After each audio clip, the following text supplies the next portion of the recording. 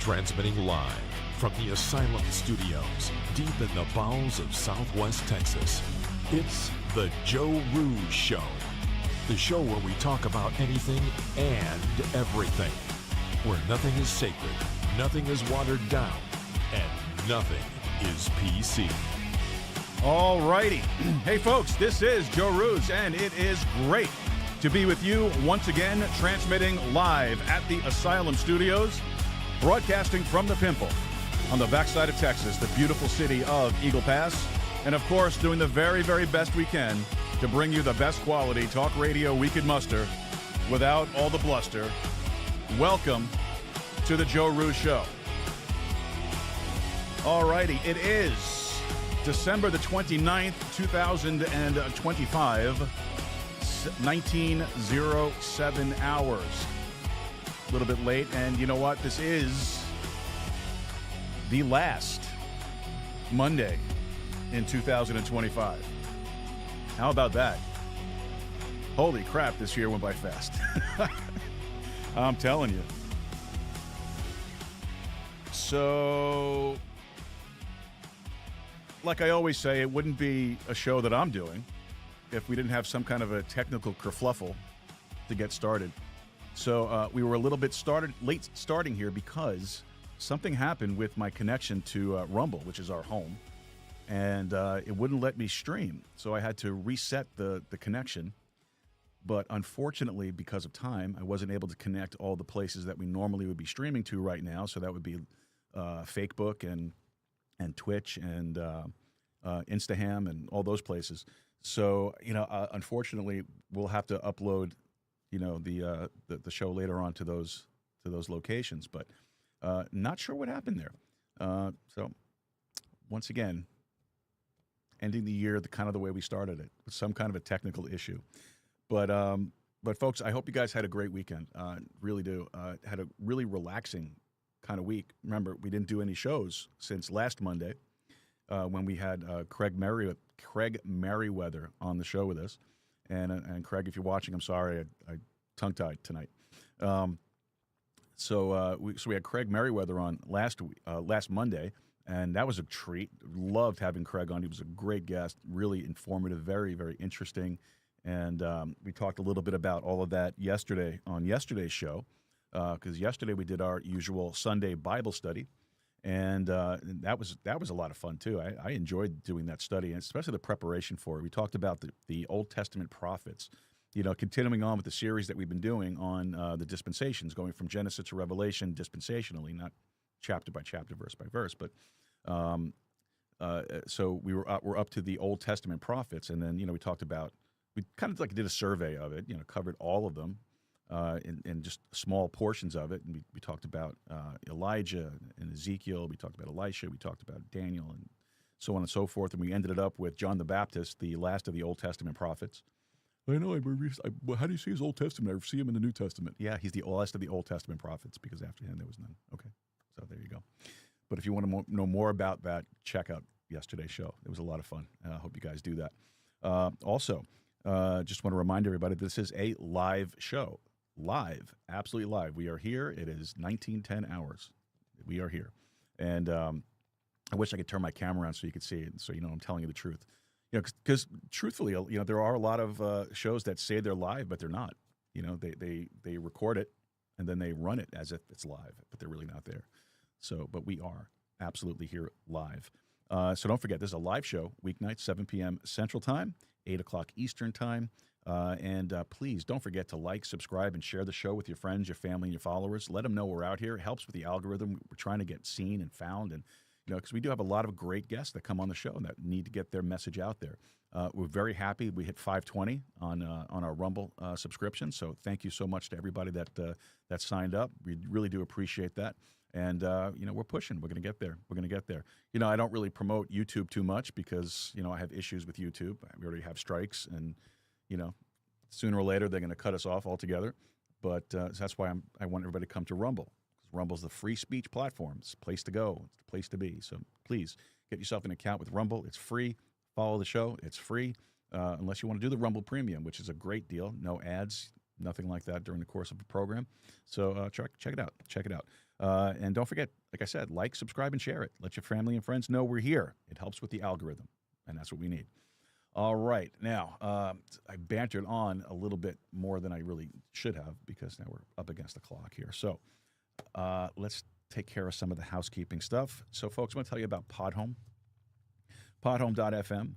That's our host audio platform. Podhome is the most modern and easy-to-use podcast hosting platform you're going to find out there.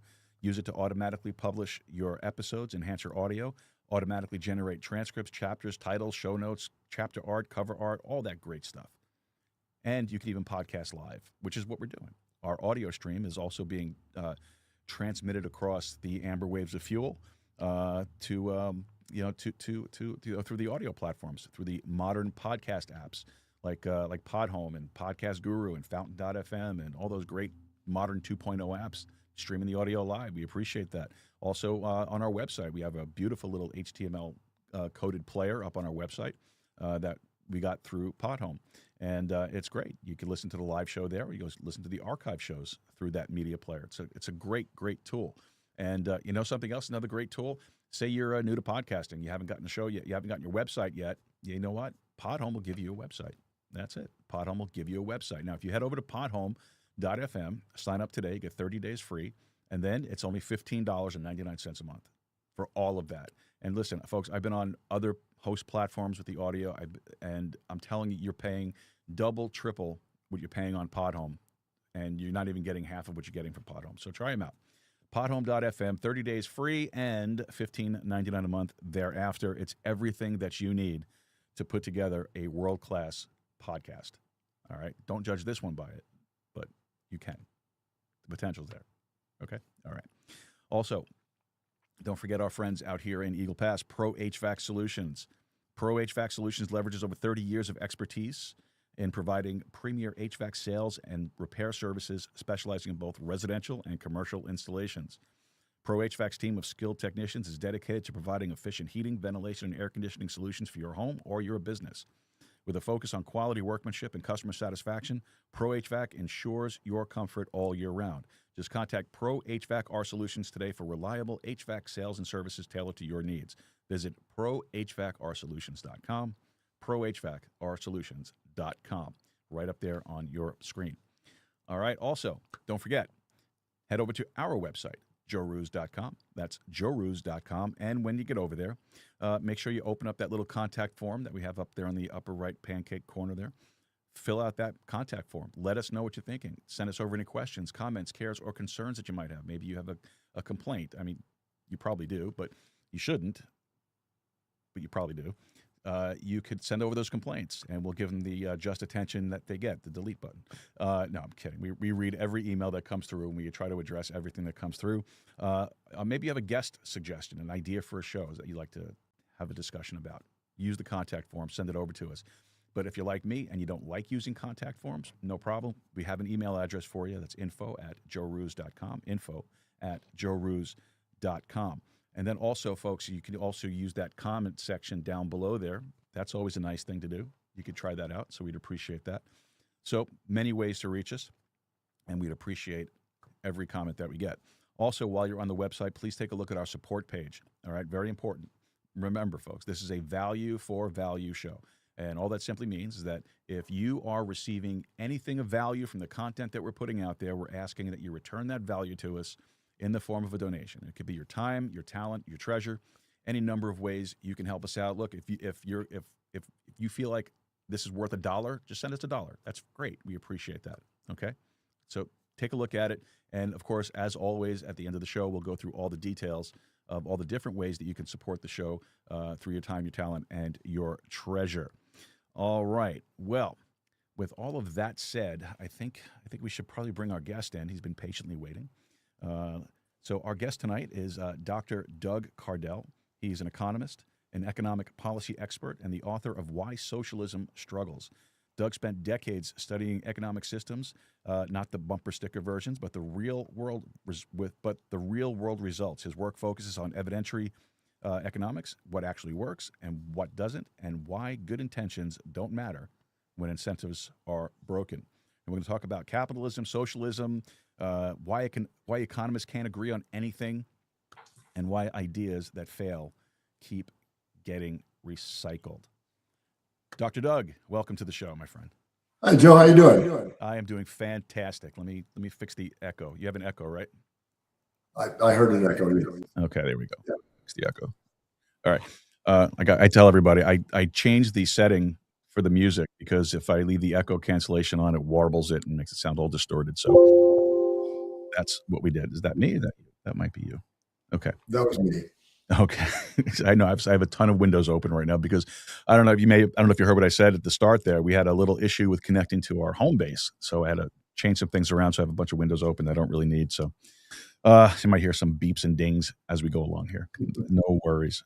I got you. So I like to ask a few icebreaker questions. So I'm going to throw those at you. I don't know if you had a chance to listen to the show at all, previous shows, but all right. So who is somebody, past or present, that you would love to sit down and have a 2-hour coffee with?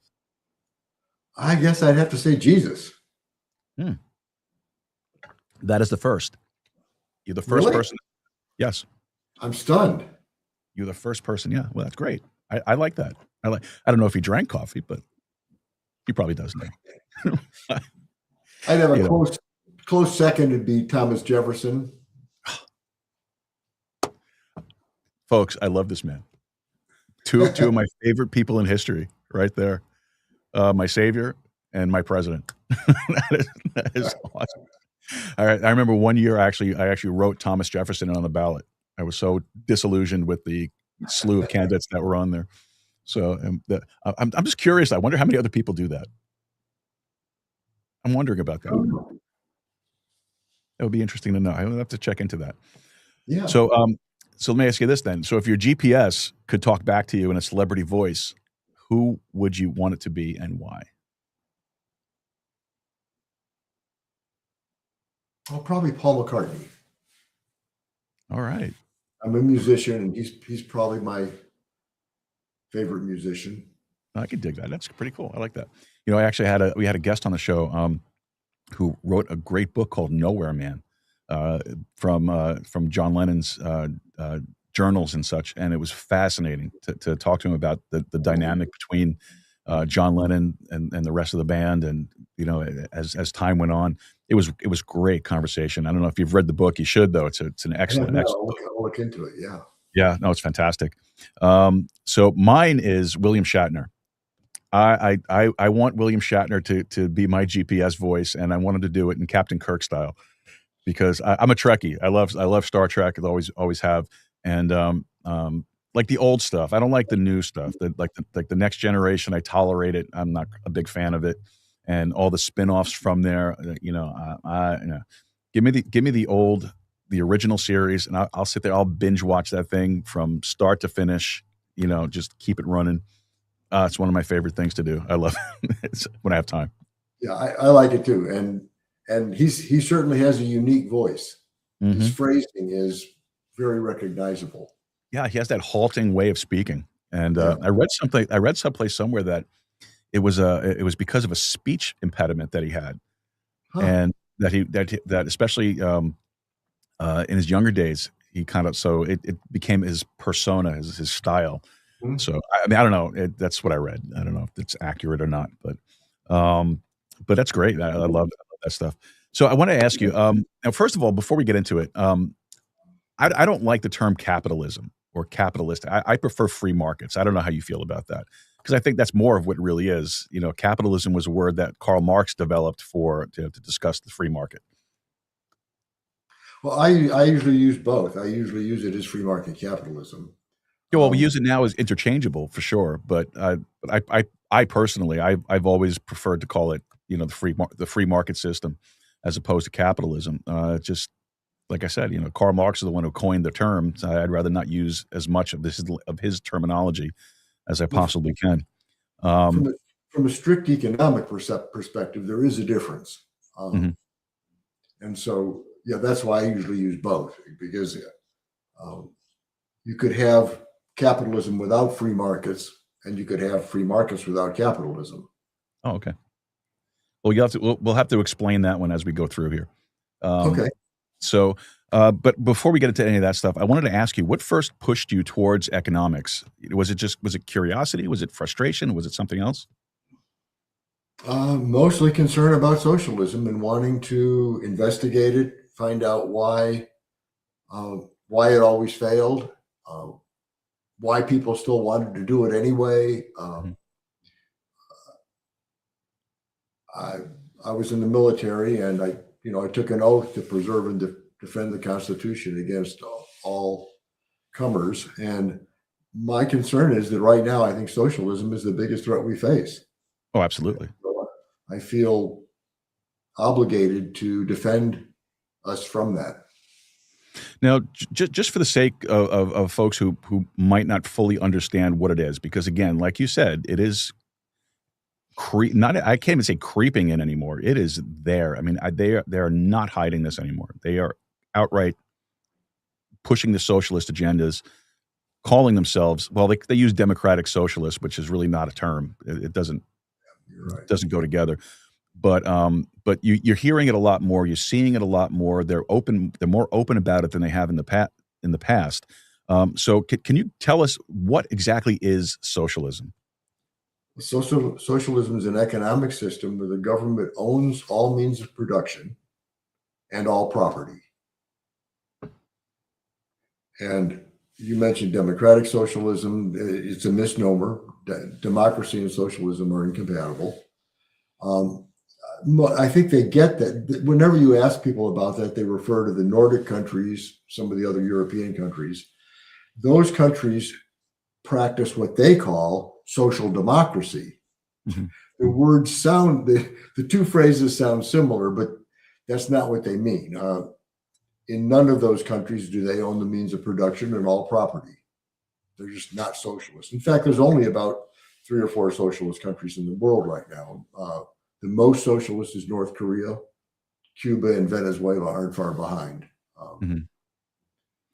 Now, I also know a lot of people get fascism and socialism. They've been using it interchangeably, but they're really not the same at all, are they? Not quite. They're very, very similar. They're both what are called centrally planned economies. And so, yeah, a lot of people are actually taught that socialism and fascism are opposites, and they're not. Fascism, the technical definition is the state controls the means of production and all property. So, for example, right now, China is closer to fascism than it is to socialism Right. Yeah. because it controls everything, but it doesn't actually own a lot of it outright. And so it's closer to fascism. Um, fascism started out sort of as an offshoot of socialism. You probably already know that Nazi is a contraction for National Socialists. Correct. Yeah.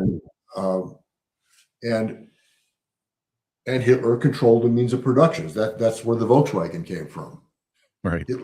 Hitler told Porsche, "You got to build this thing. I want this thing. Build it." I wonder how many of the liberals know that. Probably not many. That's sort of the sad thing about most of the liberals I talk to really don't know what they're talking about. Mm-hmm. And if they did, they probably wouldn't say the things they say. I don't mean it to be insulting, but how many of the people that say they're socialists really want to turn the United States into a country like North Korea? I really don't think there's anybody out there that's that crazy. Yeah. Well, I don't know. Listen to some of these politicians that we have, like AOC, and now this guy up in New York, Mamdani. I'm originally from New York City. I was born and raised there, and I lived there until I moved here 9 years ago. I still have family that live up there. My sister.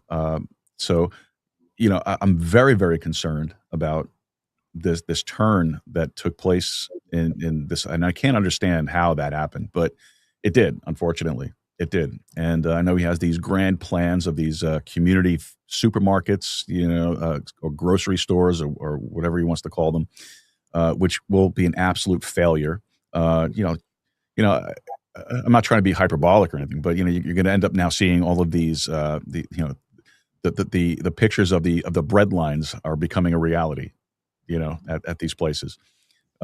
So it's kind of a scary thing to see it taking place the way and the level it is.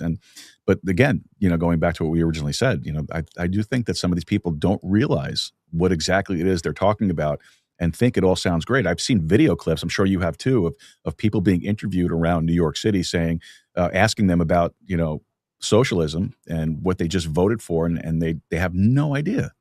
They just did it because party affiliation, or well, that's what everybody else was talking about, and that's what they talked about at work, and that's what my family does, and I'm always going to vote on the Democratic ticket, and which I find interesting that the socialist candidates are always listed under Democrats also, which is an interesting thing.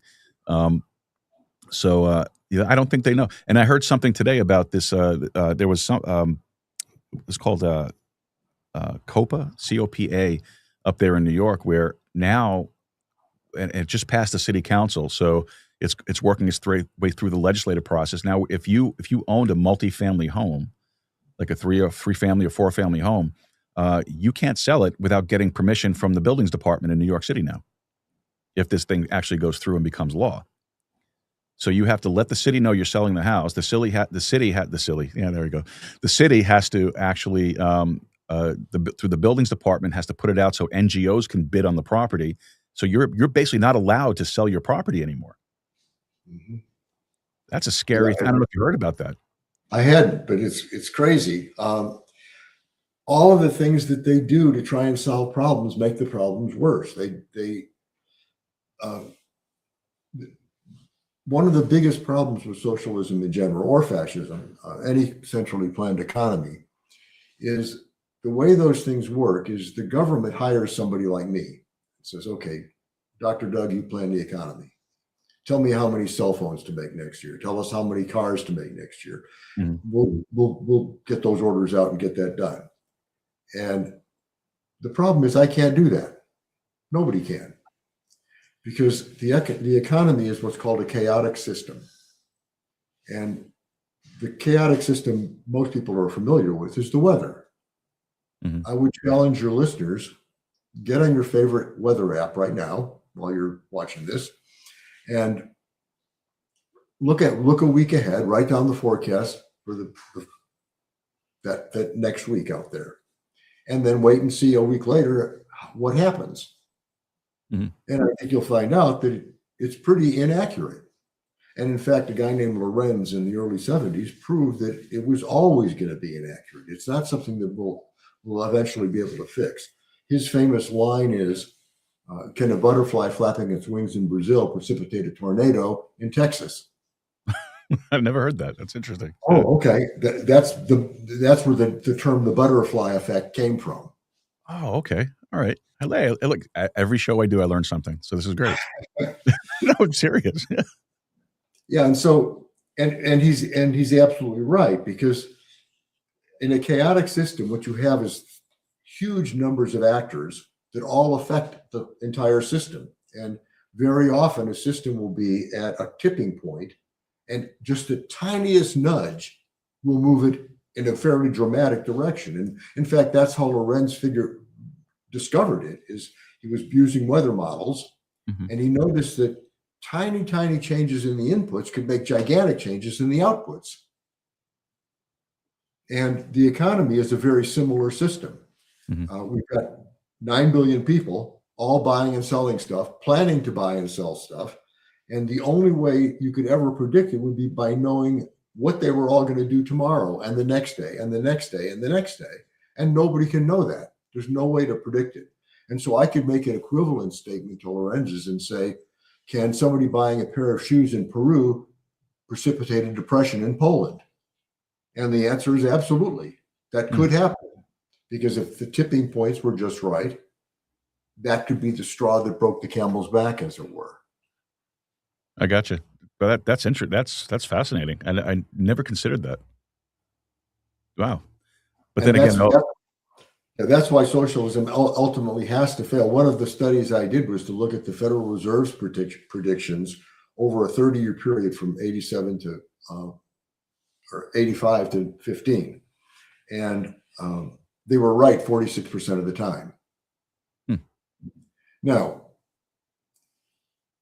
I'm not saying that the people of the Federal Reserve are incompetent. I'm saying up front, I couldn't do any better. The system is a chaotic system, and nobody can predict it. And so they would have been better off flipping a coin. Yeah, that makes sense. That makes total sense. I don't want to get into the Federal Reserve because I have a thing with the Federal Reserve. Not a big fan of the Federal Reserve.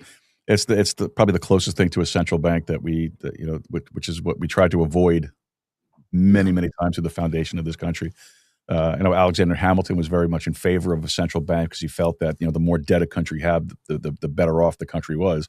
Which I never understood that policy, but he would be very happy with the Fed right now, to be my opinion. Anyway, now you use a term called evidentiary economics.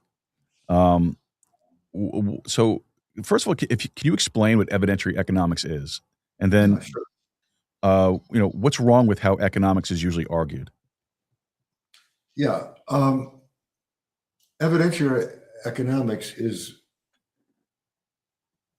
based on the idea that we have to look at evidence and not what we'd like to see happen. And unfortunately, too many economists, maybe even the majority, start with a point of view and then look for economic justifications for that point of view, rather than looking at the evidence. You mentioned John Lennon earlier. He wrote a song in which he describes socialism. Imagine there's no countries, no heaven, no possessions, which that's kind of hard to imagine. I mean, you and I have to share a toothbrush. How does that work? But he titled it correctly. It's called Imagine, because he's not an economist. He's constructing an imaginary world that he in his imagination might be nice, but it's a world that can never really exist. And so his ideas about it are unimportant. And unfortunately, there's too many economists today that sort of think the same way. They imagine something and then look for justifications. What we should be doing is looking at the evidence. And the reality is socialism has never succeeded anywhere. And as I've already said, it's impossible. It can't succeed because you can't predict. You can't plan what you can't predict. And since prediction is impossible, planning is impossible. Now, I want to go back to something you said about Imagine, the song. I mean, talking about no possessions and no heaven and all that stuff. uh, the World Economic Forum is basically using John Lennon's song as a blueprint, as a map for their Agenda 2030, Yeah. which I'm sure you're very familiar with. And for the folks that are listening, Agenda 2030, if you could find it now, I mean, I'm sure it's been scrubbed all over the place. But basically, the core of Agenda 2030 is that you'll own nothing and you'll be happy. Yeah. You know, you'll be sharing your car, like you said, sharing toothbrushes. I mean, that's an extreme, I'm sure, but that's the gist of it. Is everything will be communal property or public transportation, and you will have nothing. Nothing will be in your name. You'll be paying somebody else for it. So Mhm. somebody's going to own it, Yeah. but it's just not going to be you. You know. So that's imagine right there, Yeah. and they're trying. And the scary thing is that, well, I don't know if it's scary enough, but maybe that's the wrong choice of word. It was actually trying to implement that for 2025, and when COVID didn't, see, I'm going to get my next strike on YouTube now. When COVID when COVID took place, and that was supposed to be the catalyst for it, but when it didn't actually do or have the end result that they expected, they changed it to 2030. So it's scary when you look at it, and you got it. But folks, if you're going to find it, you got to find it now before it's completely gone. I had a hard time finding it just a few days ago. I was looking for it because I was trying to prove to somebody at my job that it actually is a thing. I'll think I'm crazy at my regular job, but but it's hard to find. You can't really find anything on it. They're very good at hiding it. So I guess the second part of my question was, what's wrong with how economics is usually argued? Well, like I say, it usually starts from an imagined point of view. They start with an agenda and then look for economic justifications. And I mean, it's been going on for quite a while. I mean, it goes back to the late 1800s. I think there's several reasons for it. I guess the first reason is that, let's take a quick look at history. From as long back as we can look, let's say the year 0 to 1500. Mhm. During that time, per capita GDP, which is the best measure of how well people are doing in the world, didn't change a drop. Mm. 1500 years, absolutely no human progress. But in 1500 to about 1700, things started to pick up a little bit. What caused that? Capitalism was starting to bleed in. Very slowly at first. You could make an argument that maybe James Watt was the first person to really be a true capitalist. He had most of his steam engine designed, was competing with somebody else, and needed capital to fund it.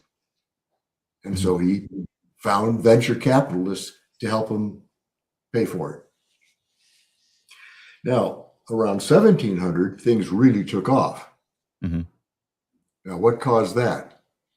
The U.S. It wasn't quite the U.S. yet, but Right. around 1700, capitalism was being used in a dramatic fashion in the Americas, in the U.S. particularly. And in fact, the U.S. is the first country in the world to enshrine patents in its constitution. Yes. Yeah, that's true. Yeah. And without patents, you can't have entrepreneurs, and then you can't have capitalism because nobody's out there looking for those ideas. Right. Right. Now, what people don't understand is that, and by the way, that has taken us from where we were in 1500 to about 40 times that in the US. Per capita GDP has gone up. World GDP, we've dragged the rest of the world along with us, is up by a factor of 18. Mm. Everybody in the world is 18 times better off than they were back when. Right. And so that's huge. I mean, Free market capitalism has taken more people out of poverty than any other system that's ever been imagined. In 1950, about 30% of the world lived in extreme poverty. Now it's down to 9%. What was the first number? 16%? 30. 30%. In 1950. 1950. Okay. And so capitalism is always improving the world. And it's doing it, though, in a way that people don't understand. Back in 1500, the amount of stuff that there was the same as it had been for 1500 years. Mm-hmm. So if you wanted more stuff, there was only one way to get it. Take it from somebody else. That's how Robin Hood got started. That was the idea back then. And back then, Robin Hood was right. The king was a bad guy. Mm-hmm. The rich were bad guys because the only way you could get rich was to take it from somebody else. Right.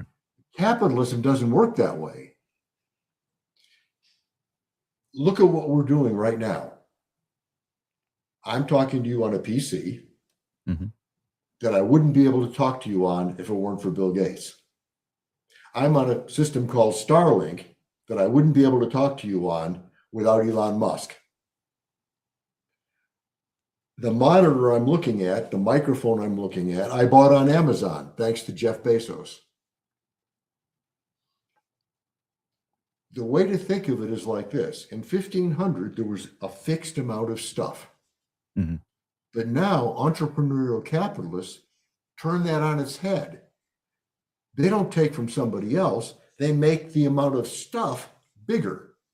We call that growing the pie. They make the pie that we all share a much bigger pie. Now, you and I are able to do what we're doing in part because of those three richest men in the world. Now, they got a piece of the action, sure, but what do I care? It doesn't hurt me, it helps me. In fact, I've run the numbers on Amazon. Amazon makes us about $2,000 to $3,000 a year richer, every one of us in the country. Wow, I didn't know that. Yeah, because look at all the time we save driving to town, going shopping.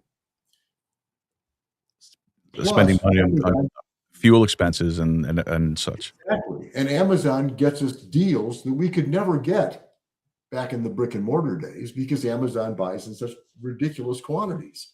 That's right. Yeah. And so interesting. Wow. That's the thing to think about. The way to think about capitalism is, yeah, these guys are getting rich, but we're getting richer. Now, do I care if somebody makes my life better, if they make a fortune off of it? No, why would I care? My life got better. That's right. And that's actually a good point because I've tried to bring that point up on other occasions with when I talk to other folks, just in casual conversation. I don't really care if this guy has $1 billion in the bank account. That doesn't hurt me. It doesn't bother me. I'm not jealous. That person took a risk, made investments, earned the money, or maybe his family did and he just inherited it, but he's continuing on with the business. He's still involved in some way. I don't have bad feelings for people who are successful. I congratulate them. They should be punished for being successful. Well, another way to think of it too is I went for a run today, and that got me to thinking about capitalism and how I'd spent the rest of my day. And gee, what did I do today? Well, I worked on an article for my website. I worked on a chapter for my next book. I spent about an hour practicing guitar. I play in a band. Oh, nice. I spent about an hour running, about an hour lifting weights. What do all those things? And I approved a automatic deposit into one of my brokerage accounts. What do all those things have in common? They're all capitalism. Because what all of those things represent is me investing my time, my money, my effort to make things better in the future. Right. I'm looking to get a profit. Mm-hmm. So let's take when I go running. Well, why do I do that? Well, I want to live a long time. I want to be healthy all that time. I want to be able to do stuff all that time. People that run as much as I do at my age, I'm probably right about in the middle. I'm nothing special with those people. But according to Garmin, I'm in the top 10% of people my age. Now, Impressive. what is that? Yeah, now that's what capitalism does. That's as a result of investments that I've made. Now, did I hurt somebody else? The guy that's out there that doesn't run and can't therefore perform at the level I do, did I hurt him to get there? Of course not. Not. And that's the way capitalism is. It isn't that you're hurting somebody else, you're just investing to make things better for you. And that profit, in this case, my health, is not any way evil. It hasn't hurt anyone. All it does is help me. Now, that guy that doesn't run may be jealous. He may be envious. He may say, I wish I could do what he does. Mm-hmm. But he can. Like I said, the people that do what I do, I'm nothing special. People that run as much as I run, I'm at my age even, they all do as well as I do. And the same thing would be true of weightlifting, investing, the time I've spent playing guitar. All of those things have a payoff for me that others might envy, but I didn't do it to them. They're in the position they're in because they didn't do what I do. And they can. They can go out and run, no problem. Right. Well, that makes a lot of sense, and I hope folks are listening to this and paying attention to it, because what you're hearing is common sense approach to this. Economics can be very complicated, or at least sound very complicated, especially when you get a bunch of the talking heads like on CNBC or something like that, and they're just throwing all these things back and forth at each other and, speaking that quasi-scientific language that most economists use, because economics is technically a science, correct? Right. Yeah. So if economics is a science, why do economists disagree so much? Well, first of all, because it's a chaotic system. And so you can bring your biases to it and interpret it pretty much any way you want. Okay. And that's exactly what they do. The people that want it to go a certain way tend to predict it a certain way. But again, if any of your audience wants to, do a quick study on it, look at what people predict and then look at what happens a month later. Look at what they say the unemployment rate's going to be. See what happens a month later.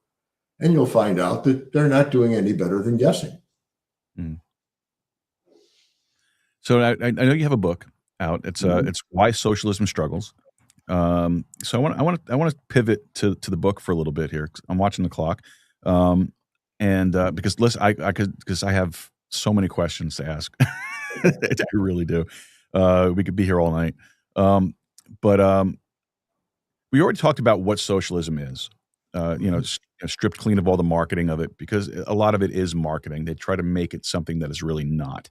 Right. And unfortunately, people that fall to the marketing of socialism, they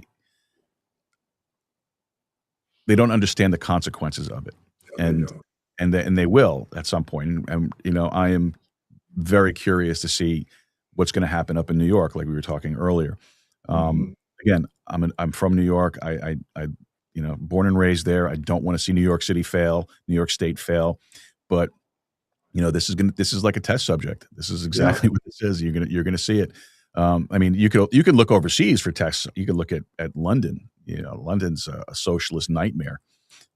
Canada is a socialist nightmare right above us. So you have examples there, but I think people don't understand or won't accept the lesson from looking at those things until it happens to them directly. I think a lot of people learn that way. I'm like that myself in some ways, but but there are people that say, well, you look at, but real socialism hasn't been tried, and you've already kind of spoke on this just a little bit. But when somebody comes to you with that, how do you address that? How do you respond to that? Well, real socialism hasn't been tried.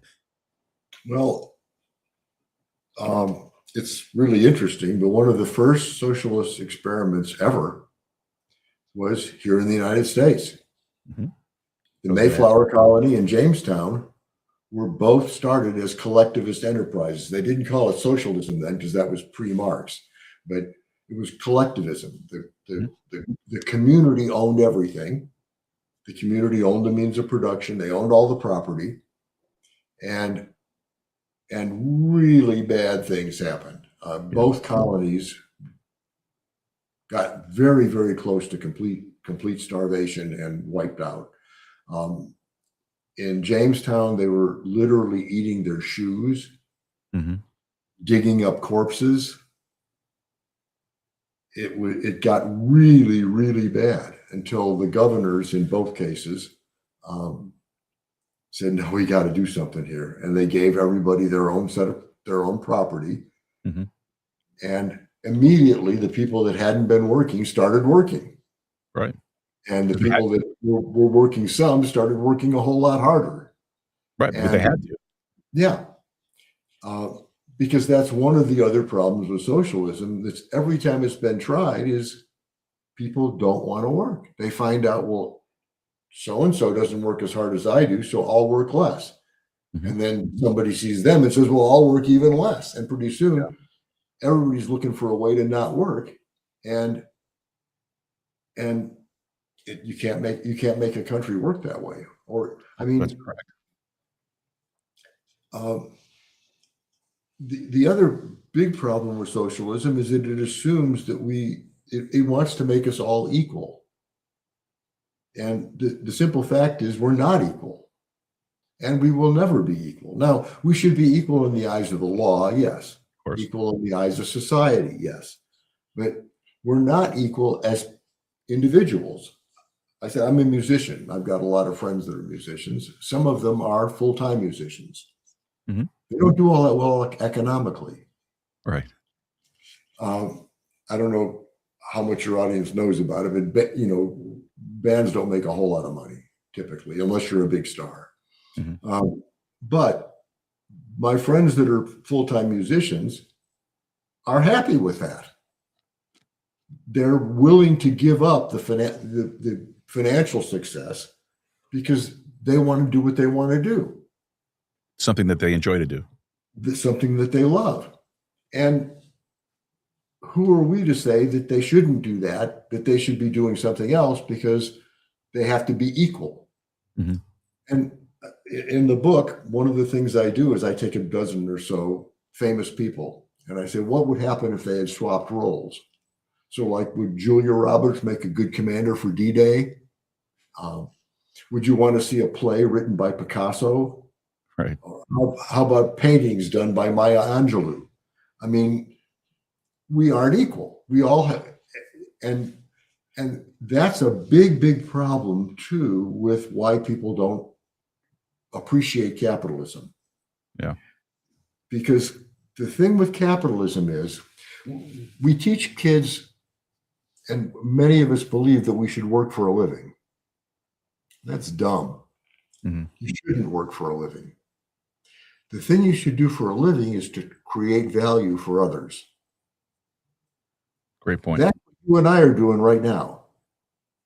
I didn't get up this morning and say, oh, darn, I got this podcast I got to do. No, I'm excited. I'm looking forward to it. Why? Because it's an opportunity for me to create value for others. That's right. And I'm willing to bet that you approached it the same way, that you were excited about being here. And the reason you're excited about it is because you want to create value for other people. Exactly right. And that's the whole basis of the model that I follow for donations, value for value. And that is a much happier way to live to begin with. Mm-hmm. Because you're happy. That's right. Yeah. And, I hope you had a Merry Christmas. I know I did. I certainly. and that's part of the whole Christmas thing is it's more blessed to give than to receive. That's right. And I'm so glad you said that. I harp on this every year. I go through this. People think I hate Christmas. I don't hate Christmas.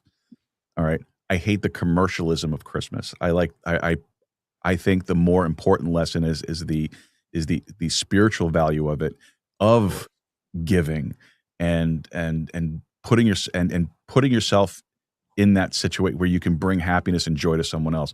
I always compare it to we're celebrating Christmas. That's the greatest gift that mankind was ever given. That's the Lord Jesus Christ. right. You know, so it's the same principle. And talk about a model for creating value. I mean, Excellent. He gave it all. Excellent point. Excellent point. And so, and you know, a lot of the founding fathers are in the same category. I mean, they risked everything to create value.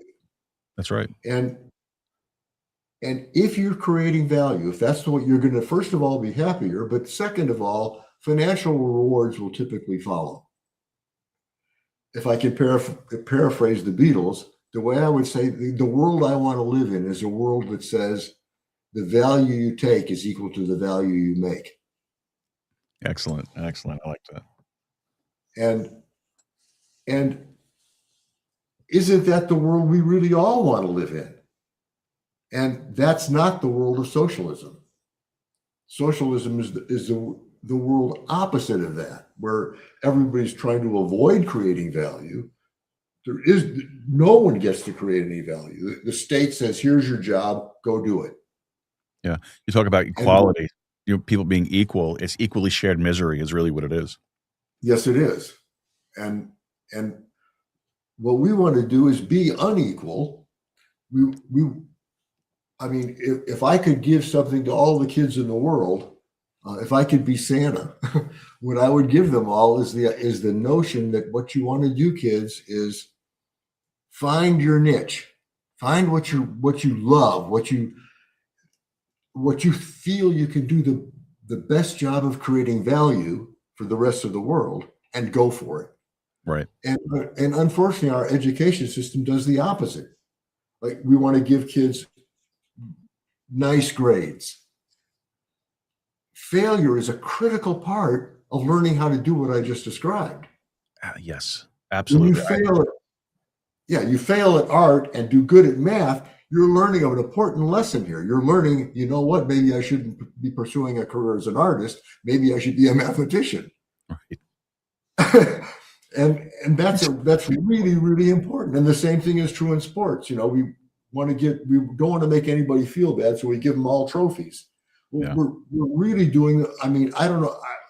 I've taught in everything from junior high through university, and I can't tell you how many times that, like, a high school freshman will come to me and say, I want to be a football player in the NFL. And the kid's like clearly going to grow up to be 5'6" and 120 pounds. And he's and he's been getting participation trophies all along. So he thinks he's really good. Mm-hmm. And it's okay to tell kids, you know, you aren't good at football. I was a football coach, and there's times I had to, you know, you're just not cut out for this. Maybe basketball, maybe baseball, and sure, the kid's feelings were hurt, but it stopped him from wasting his time thinking he was going to be in the NFL. Right. Yeah. There's nothing wrong with letting people know what they're not good at. You're doing them a favor. Yeah. Now, you've mentioned several times also that socialism has failed pretty much everywhere it's been. Right now, there are only 4 countries that are still practicing socialism in one form or another. So if socialism keeps failing, why does it keep coming back? Well, first of all, because people don't do evidentiary economics. They don't, and they always say things, and they don't know the history. they always say things like, well, it's never been tried in the United States, when in reality, it was the first thing that was tried in the United States. Mm-hmm. They say, well, it just hasn't been done right yet. But it's been done pretty much by the book. I mean, the Soviet Union did it pretty much the way Marx envisioned, and it failed miserably. And it failed for the same reasons we've already talked about. They would come up with their 5-year plans and find out that their plans were completely broken. And they found out pretty quickly that in every socialist country, there's a huge black market. And that's because people really want free markets and capitalism. Exactly. And they will pursue it on penalty of death. I mean, in North Korea, they will literally kill you if they catch you dealing in the black market, particularly if it's a black market in something Western like CDs or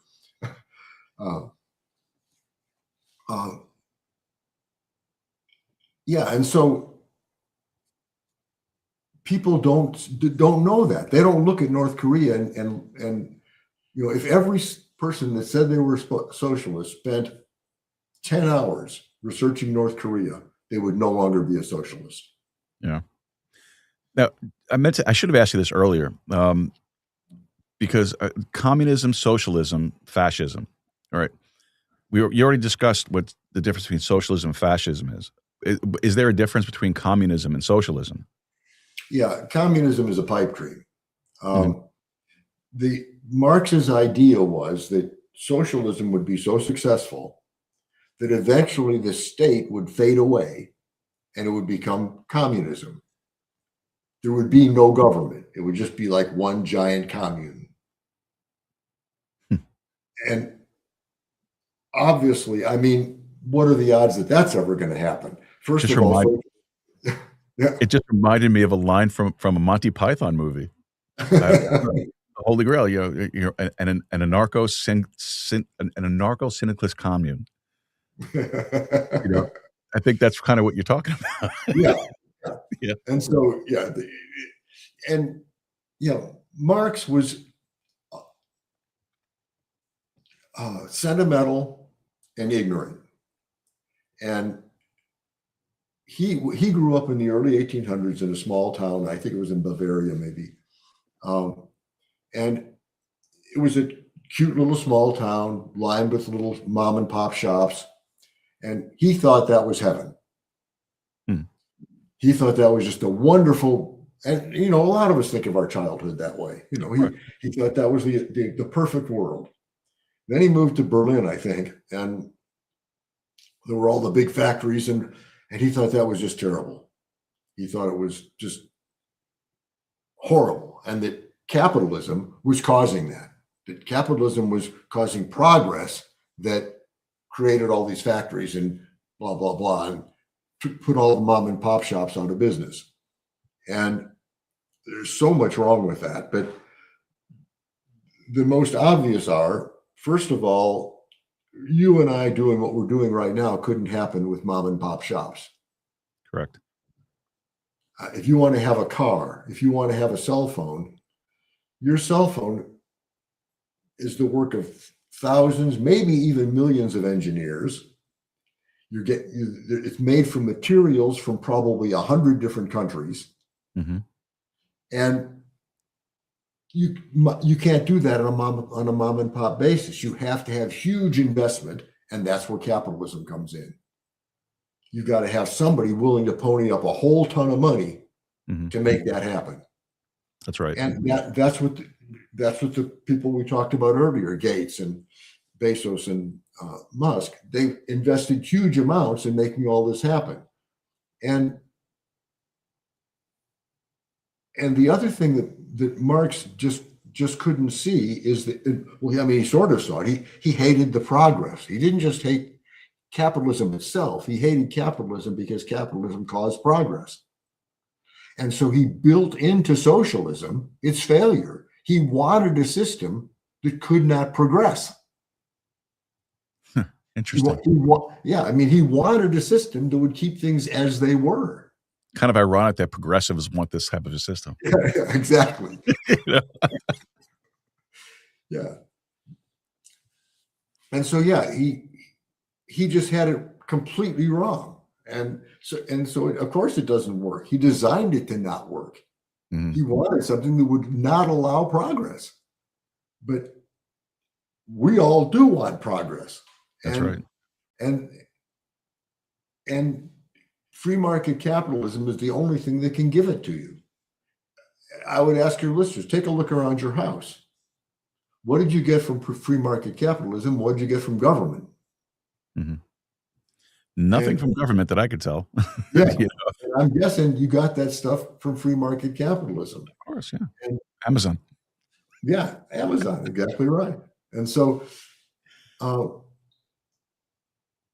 capitalism is the single savior of the world. I mean, I talked about, my day a little earlier. I do all those things because I hope for the future. And Yeah. that's the thing about capitalism that socialism isn't. Capitalism is the economy of hope. Mm. In order to be a capitalist, you have to hope for something better. And you have to be willing to do something to make that happen. That makes sense. And in socialism, there is no hope because you can't do anything except what you're told to do by the government. Mm. And so you have literally no hope. You have without economic freedom, there can be no freedom. Great point. Fantastic point. That's another point that I try to make all the time. If the government's controlling everything that you're doing, you have no freedom. Eventually it's going to become so overburdensome, and it's like I said, equally shared misery. That's right. You just won't have the ability to do anything. Yeah, Stuff and like this would probably stop. Hmm? Stuff like this would eventually stop because Of course it would. Sure. there'd be Yeah. so much demand for and not enough production to keep it the structure of it going. You wouldn't be Yeah. able. That's why North Korea is the way it is. That's why That's other exactly right. Yeah. Cuba, Venezuela, and all those countries that are stuck in that socialistic state don't have the technological advances that we have. No. And they never will because they built a system that eliminates progress. Mhm. Yeah,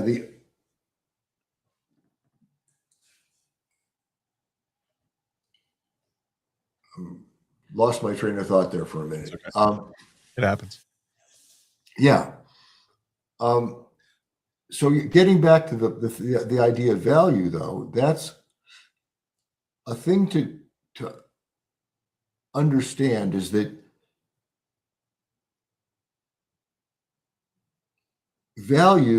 pursuing value is a measure of self-interest. Mhm. But it's not a measure of selfishness. That's where things go off the rails, and that's why Yeah. some people, and I'm sure there are certainly some capitalists that are probably greedy and selfish. Of course. There are people in every Human field. nature. Yeah, it's human nature, exactly right. And but self-interest is necessary for life. That's right. If you put a plant in a room with a window, it's going to grow toward the window. Mhm. It's going to pursue its self-interest. It has to do that to stay alive. Mhm. And that's true of animals. It's true of anything that lives. And so we have to learn to differentiate between self-interest and selfishness. And like a lot of people also, when complaining about capitalism, talk about income inequality or wealth inequality. We touched on that a little bit, but if you're going to have freedom, you're going to have income inequality because people are going to make different choices. And those choices have chosen consequences. Correct. And that's a great thing. There's nothing wrong with that. And ultimately, to help understand chaotic systems a little better, chaotic systems run on a thing called spontaneous order. Probably a term very few people are familiar with, but it's really, really common in nature. Yeah. In fact, it's so common that our bodies run on spontaneous order. We like to think that our brains are in charge, and that is complete nonsense. First of all, more than half the cells in your body aren't even human. They're viruses, bacteria, fungi. So if you look at the mass of your body, most of it is not even human. So clearly your brain can't be in charge of that. But now imagine like a cell in your kidney. Okay? That little cell in your kidney has no idea you exist. That cell just sees you as an environment. In fact, it doesn't even see you as the environment. It sees your kidney as an environment. I see. Yeah. And it just sits there doing its little cell thing to live, grow, multiply without any input from you at all. Mm-hmm. And so all of this works seemingly almost by magic. That's what spontaneous order is. Now, sometimes it gets out of control. That's what cancer is. Right. That's when cells get greedy. Yes. Okay. Yeah. That And makes sense. then the brain has to take over. That's when government has to step in and say, this is a bad actor. We have to do something about that. So we have to go get treatment to stop that cancer. And that's the government's real job. And unfortunately, the government tends to intervene when it shouldn't and not intervene when it should. It lets bad actors get away with stuff they shouldn't be getting away with. Right. We need a lot more curtailment for sure on lobbyists. Absolutely. That, and a whole lot of other stuff. I mean, there's just too much abuse of free markets and capitalism. I could spend 20 minutes giving you examples of that, but but it's all in the book. So if your audience wants to get a bunch of examples, they can go read the book. But no. You mentioned earlier that I explained stuff in a common sense sort of way. I've got 5-star reviews on Goodreads, and that's the most common thing that people say about the book is you say things in ways that make it so obvious. You do. I mean, that's the great thing. That's that's one of the things that studying economics. I remember when I took economics in high school and in college. A lot of times the instructor, whether it was a professor, or whatnot, me personally, I would zone out because they would get so hyper technical, and I don't pick up like that. That's just not me. I need it to be like sometimes, and some things I need it to be like kind of like shoe top level. You know what I mean? I'm not trying to say I'm dumb or anything. I'm not. Not the smartest, guy in the world, but I'm not dumb enough to not be able to get something. But but the way you describe everything, it makes it so relatable and so easy to follow and understand that, and that's helpful because, like I said, a lot of people kind of tune out economics, and I think that's part of the reason why we're in some of the economic conditions we're in, is because a lot of people don't pay attention to economics and what exactly is behind economics, the science of economics. Now, we were talking before about how socialism fails everywhere. No matter what, at some point it fails. You look at the Soviet Union, how that crumbled and collapsed. It's inevitable. It's going to happen. It may take longer in certain cases. It might, but it's inevitable. It's going to happen. But if socialism fails so badly, why isn't capitalism or free markets more popular? Well, part of it is that the thing we talked about earlier about the growing the pie. People still are stuck in that 1500 mindset of scarcity, that that we have a fixed amount of stuff, and if somebody's getting more, they're taking it away from me. Mhm. And that's just complete nonsense. Bill Gates has not taken anything from me. He's given stuff to me. Right. And but people don't understand that part of it too is jealousy or envy. Like the example I gave about running. And to sort of expand on that running idea,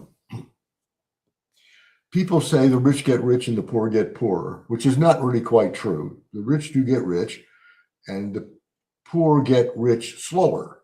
Mhm. But they're still better off than they would have been without capitalism. But Well, of now, course, if I said that, I don't mean to interrupt you, but just to touch that really quick. I mean, there's no better country in the world to be poor in than the United States. oh, that's of course, yeah. You know, even somebody who's poor, you know, technically poor, still has a 60-inch TV hanging up in their living room. Mm-hmm. You know, they still have a car, a cell phone. Yeah, I mean, you still have these things. Anywhere in other countries that aren't free market capitalistic societies, no, you don't have any of that stuff. But if I were to say something like the rich get rich and the poor get poorer, even though it's not true, if I were to say that about running, would anybody argue with me? In other words, if I said runners get better at running and people who don't run don't, well, duh. Would that even surprise anybody? Well, of course, people who run are going to get better at running than people who don't run. I mean, and the reason the rich get rich is largely because they focus part of their attention on getting rich. Right. They get good at managing money. Right. And the lottery proves every day that getting a bunch of money doesn't cut it because you're not good at managing money. Mm-hmm. Exactly. And so, yeah, lottery winners end up poor. Look at all the movie stars, actors, people that made fortunes and lost all of it. See, that's why God won't let me get $1 million, because He knows that I'd blow it. So, you know. But yeah, and so the rich do things. Now, certainly part of it is creating value, but part of it, one of the things I mentioned I did today was approve an automatic investment into one of my brokerage accounts. Right. Because if you want to have more in the future, you've got to invest some today. That's correct. Yeah, it's not just going to magically appear in your bank account. No, and in fact, I tell people all the time, if you're not investing 10% of your income, you're really doing yourself a huge disservice. Fantastic point. That's actually something that I preach to my kids quite a bit. I tell them, you know, I tell my son particularly, you know, every time you get a paycheck, take 10% of that paycheck and put it in the bank. Just pretend you never got it. You know, tie it to yourself, basically. Yeah, and as you get more resources, you can start investing more and more. I mean, you don't have to limit it to 10%, but it should be at least 10% if you want to be helping yourself. Mm-hmm. And so, yeah, I mean, that all comes from wanting to create value, though. And so I think the biggest and most important thing is to go out there and create value, and to understand that value comes from values. Mm-hmm. People tend to think that gold has value. Well, it sort of does, but the value is not innate to gold. Mm-hmm. Gold is valuable because we say so. That's right. Yeah. It's our values. It's something that we like, so we value it highly. And so as a result, it becomes valuable. Exactly. And like people say there should be a $15 an hour minimum wage. Well, that's just silly. If there should be a $15 an hour minimum wage, why not $1,000 an hour? Mm-hmm. Why stop at 15? Right. Well, exactly. People see right away, well, that wouldn't work. Everything would go broke. Well, yeah, exactly. But look what happens now. You have all these states that are implementing these higher minimum wages. What are they doing? The companies are just replacing the employee with automation. That's right. And that's what happens every time. It's been tried over and over again in history. And anytime the government tries to involve itself like that, all it does is make big changes that hurt people. Mm-hmm. And it's true that things will change because we're having we want progress. Mm-hmm. And yes, that will cause some people some discomfort. Yes, that's going to happen. Mm-hmm. But it happens much more slowly in capitalism than it does when the government does stuff. Yeah. The government, when implementing a $15 an hour wage, makes it happen right away. Yeah. And so there's instant pain to a whole lot of people. Right. And to the businesses, because the businesses are gonna lose customers because they're gonna go someplace where there's not automation because they're not paying.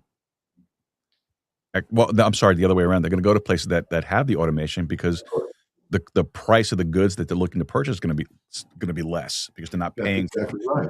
Because I don't think a lot of people understand that either. That a tax, for example, my wire's all fouled up here. I'm sorry. A tax, business companies don't pay taxes. No, of course not. No, and a lot of people don't understand that. They think corporate tax rate, okay, you can raise a corporate tax rate on a company, but they just pass that off to the consumer. Yeah, and they, by law they have to, mm-hmm. because they have a fiduciary duty to their stockholders. They are not allowed to do anything that would harm the stockholders. Right. So if they have to pay more, they have to charge more. It's the only thing they can do. Right. And it's the same thing with employees, that if the government mandates that they have to make a certain minimum wage, that business is going to pass that expense on to the consumer. Exactly right. And then it becomes a question of, will the consumer actually be willing to pay that, or would they rather go to a place that has automation? And history has shown over and over again that they would rather go to the other place. One of the best examples of that was the ladies' garment union back in the 70s. You're not old enough to remember, but any of the folks out there my age will, that they had this cute little jingle, "Look for the union label." I remember it. Oh, you do remember? Okay. They looked at the label all right, and they also looked at the price. And so what happened was they went and bought stuff that was made overseas or in right-to-work states. Right. And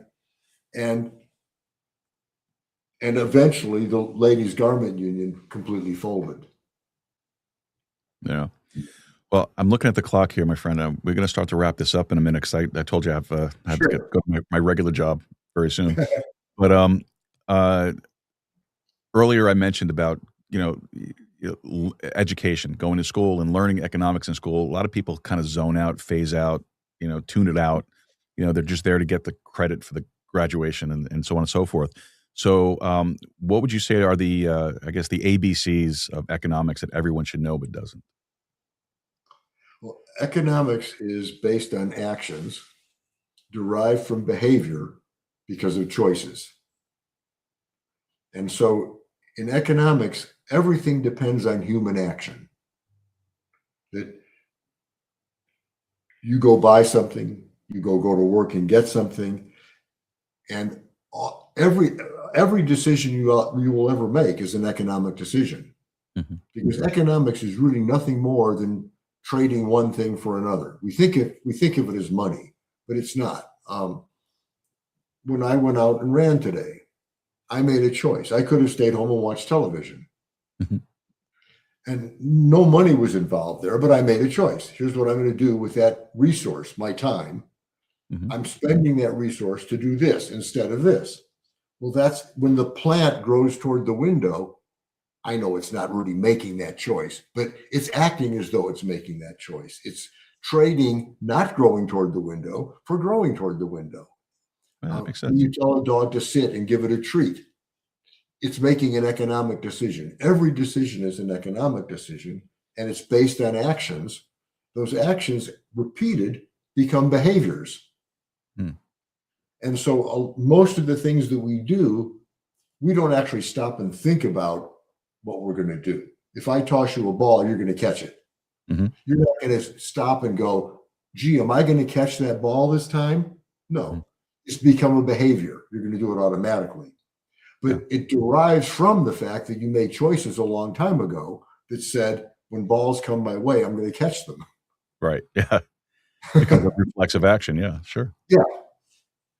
And so, that's the fundamentals of economics. And it really is that simple. Too many times, I spent a lot of time as a math teacher, and I actually supervised math departments. And what I found out, one of the things I found out was that a whole lot of math teachers don't really understand math. They memorized all the rules, mm-hmm. but they literally don't know what they're doing. And so they can't help the students because they don't understand it. Mm-hmm. That's been one of my critiques of the modern education system in the first place, is that, you're not taught to critically think anymore. You're given talking points, and that's basically it. And you're just taught how to regurgitate the talking point. Right. It's all memory based, and that's really, really sad, because that'll never get you to creating value. Which in some ways, I think it was designed that way, because prior to the establishment of the Federal Department of Education, you did learn how to critically think. You did have courses in home economics and balancing a checkbook, basic math skills. Now you don't get that anymore. Yeah, because they want you to be dependent.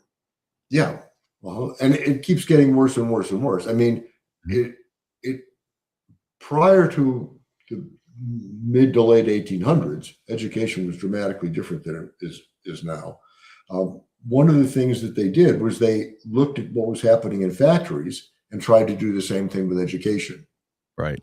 Yeah, exactly. That's why, if you haven't, I'm sure you know that in most classrooms you have these rows of desks that go back away.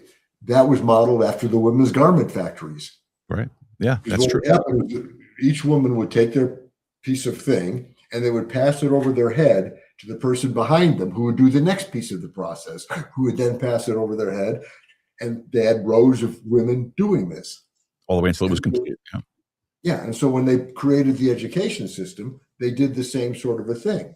They tried to make a factory out of it. But here's the inherent weakness in that. In order for a factory to work, you have to have interchangeable parts. Mm-hmm. That's what made factories possible. Right. Was the invention of interchangeable parts. Kids are not interchangeable parts. They're all different. That's right. Yeah. Individuality. So based a whole system on the idea that they're interchangeable is insane. Mm-hmm. It makes no sense at all, because they're all individuals, and we have to find ways to deal with that. Now,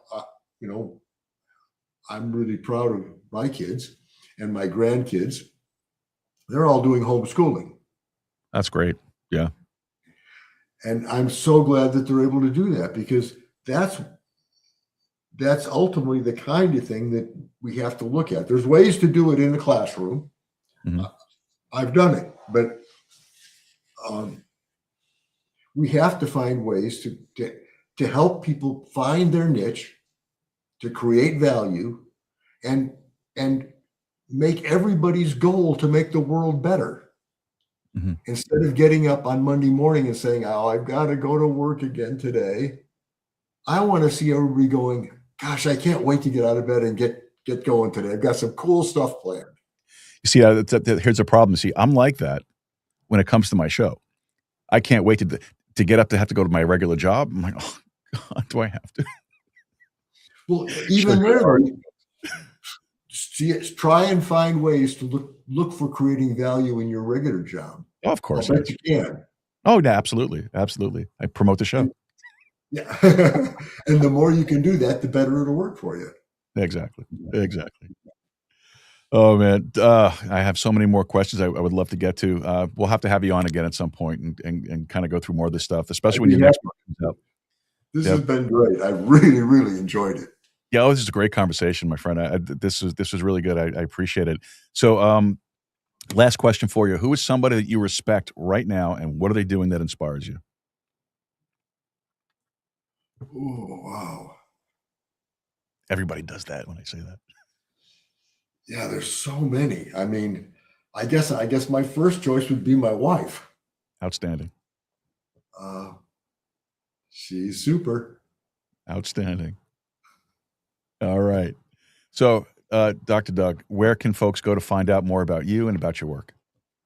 My website, dougcardell.com, and they can go on Amazon, pre-order my book. It'll be out January 20th, but it's available for pre-order right now. And I Okay. think they'll really love it. I think if if they liked this conversation in the least little bit, I think they'll like the book. Outstanding. All right, Dr. Doug Cardell, thank you again for being here tonight. Really do appreciate it. And this is the last show for the year, so happy New Year. I hope you guys, I hope you and your family have a blessed and prosperous, and healthy New Year. And I look forward to catching you up on in 2026. I hope the same to you. And let me know when you want to do it again. I'll be here. Yes, sir. I'll shoot you an email. You bet. And actually, I'm going to send you an email after the show processes and everything, and I'll send you links to everything so you can do what you need to do with it. Great. All right. Yeah, And I appreciate that. Thank you. All right. Thank Dr. you, Doug Will. Cardell. God bless you, brother. God bless you too. I'll talk to you soon. All right. So, Dr. Doug Cardell, what a great conversation, man. I love that. That was awesome. I really, really thoroughly enjoyed that. You don't get to talk economics a lot, and I think Dr. Cardell was the first economist, I guess, we've had on the show. And that was a real blessing. I really enjoyed that. I hope you guys got something out of that also. All right. So unfortunately, though, I do have to go to another commitment. So we're going to start to wrap this thing up here right now. So folks, don't forget to head over to our website, joerooz.com. And when you get there, check out the programming announcements email list. If you would, sign up for that thing. We'd really appreciate that. We're trying to grow this list. It's an uphill battle, man. It's an uphill battle. But it's a good one. All we're doing is sending out information about upcoming shows. I'm not sending you anything. I'm not trying to sell you anything or whatever. I'm not going to show you a coffee mug like this and say, hey, you can get one of these for $80. No, I'm not going to do that to you. All we're doing is sending you information about upcoming shows, guests, any changes in the schedule, cancellations, whatever. Anything that pops up, it's all going to go out through the email list. So please get over to the website, sign up for the programming announcements email list, and we would really, really appreciate it. Tonight's guest has been brought to you by Podmatch. All right. Our show is part of the Podmatch podcast network. And that's how we came across Dr. Cardell and through Podmatch. And so as another fantastic connection through Podmatch. So if you are interested in becoming a member of Podmatch, or if you want to know more information about it, you can head over to my profile, take a look at it, podmatch.com/member/Joe, podmatch.com/member/Joe. And you can message me through there. Like they have this little thing with the network. You can PM me, you can DM me through PM, DM through Podmatch. Let me know what you think. And if you are interested in becoming a member, you can do that right through there as well. Maybe you have aspirations to become a guest on a podcast, and I would love to be the opportunity for you. So click on that link and sign up. And it's a great, great platform to be part of. I love it. It's a great family group. Fantastic people.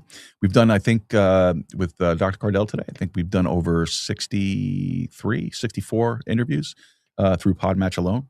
And it's been, every single one of them has been an incredible experience.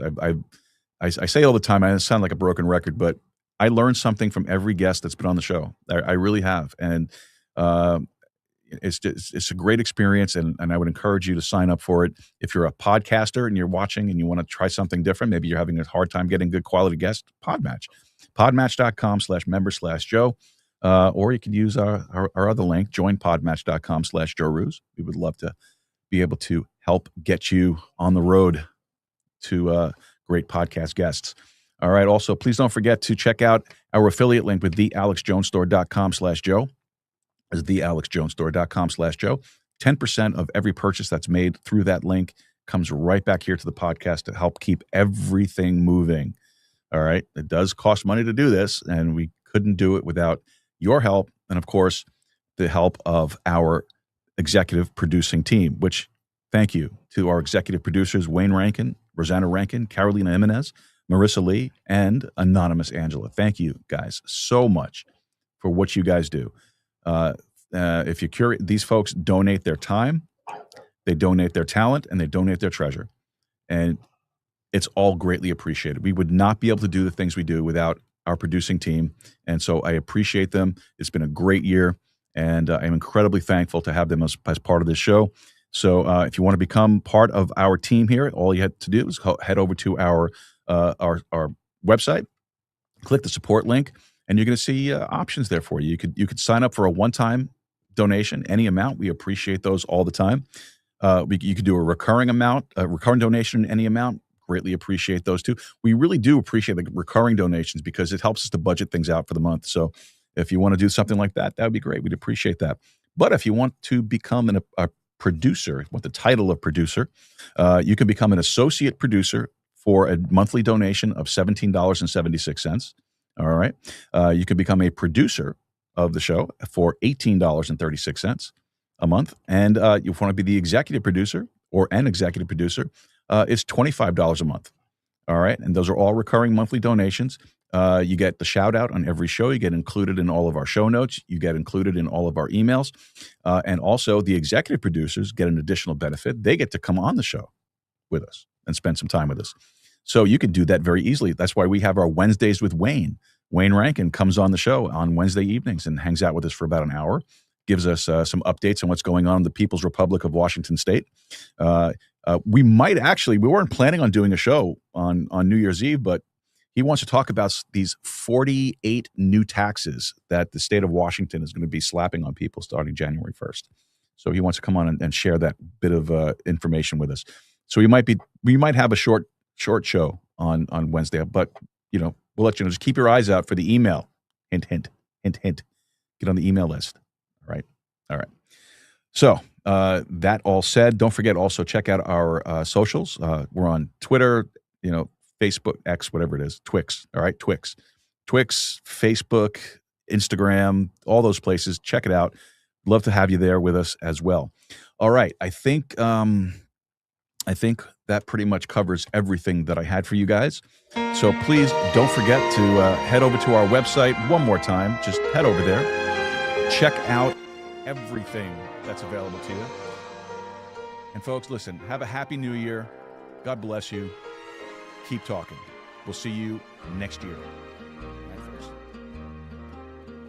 Happy trails to you until we meet again.